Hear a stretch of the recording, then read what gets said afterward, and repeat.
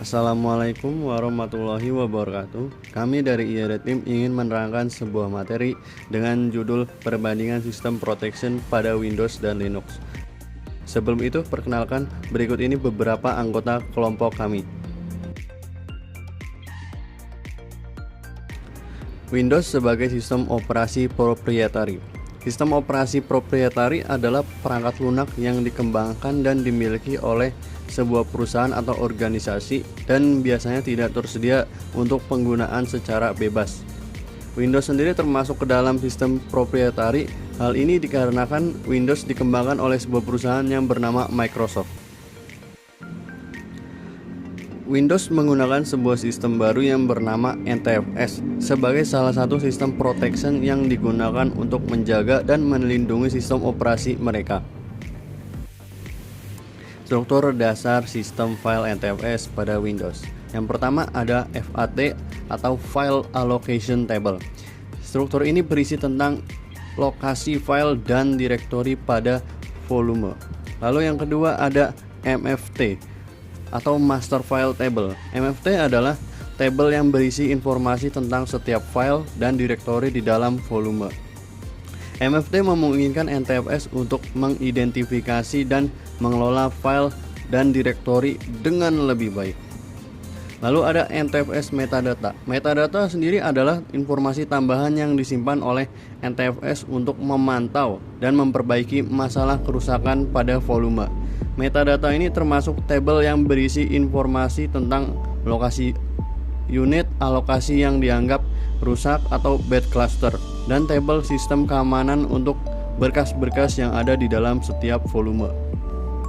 File reference.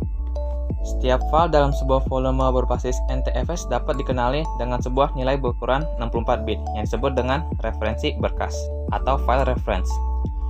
Referensi berkas mengandung sebuah nomor referensi berkas atau referensi file number, dan sebuah nomor urut referensi berkas atau referensi sequence number.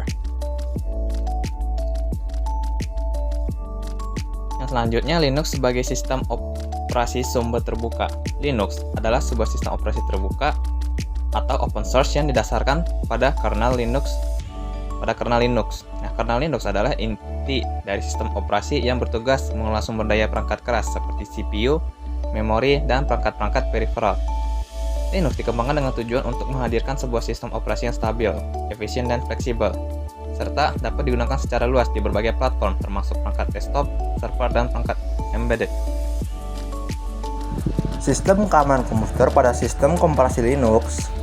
Komponen arsitektur keamanan Linux terdiri dari beberapa komponen seperti berikut: akun pemakai atau user akun, di mana Linux dapat digunakan dan diakses secara pengguna membuat atau memasukkan user akun yang sudah dibuat sebelumnya. Dictionary Access Control. Dictionary Access Control atau DAC adalah metode pembatasan yang ketat yang meliputi setiap akun memiliki username dan password tersendiri. Kedua, ada setiap file atau device memiliki atribut atau right, atau action, pemilikan grup, dan user umum. Network Access Control. Kontrol akses jaringan atau Network Access Control adalah firewall Linux yang merupakan alat pengontrolan akses antar jaringan yang membuat Linux dapat memiliki host yang berhak atau tidak berhak mengaksesnya. Bahasa pemrograman dan alat pengembang aplikasi di lingkungan Linux. Bahasa pemrograman Linux mendukung berbagai bahasa pemrograman seperti yang pertama GNU. Linux lebih dekat ke proyek GNU karena pengembangan Linux sendiri. GNU menyediakan GNU Touch to Chain yang berisi koleksi peralatan pengembangan seperti GCC, glibc, Autotools, dan GDB. Yang kedua ada Perl, Ruby, Python.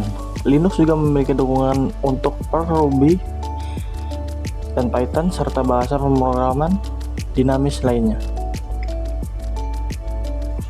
Yang ketiga, CCrash mendapat dukungan Linux melalui proyek Mono yang disponsori oleh Novell. Keempat, ada Java. Linux memiliki beberapa Java virtual machine atau bisa disebut dengan JVM dan peralatan pengembangan jalan seperti Sun Microsystem